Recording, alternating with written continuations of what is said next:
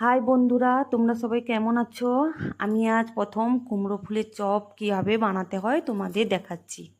প্রথমে পরিমাণ মতো লবণ, হলুদ, লঙ্কার গুঁড়ো ও পরিমাণ মতন জল দিয়ে ভালো করে মাখিয়ে নিলাম।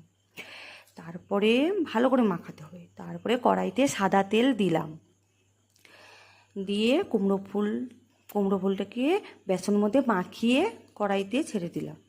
আমি দুই রকমভাবে করেছি, একটা গোটা দিয়েছি, একটা অর্ধেক দিয়েছি।